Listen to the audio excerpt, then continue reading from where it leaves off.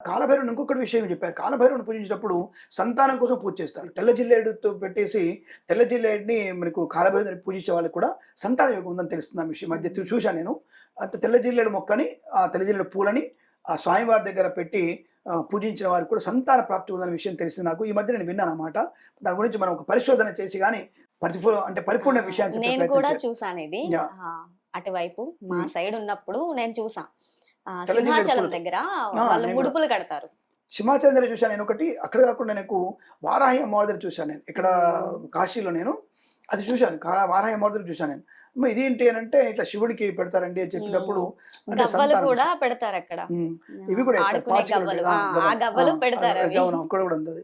So, అది ఆచారాన్ని అక్కడ తీసుకొచ్చారైతే ఇంకా బావుంది. అయితే నేను అక్కడ చూశాను కాశీలో.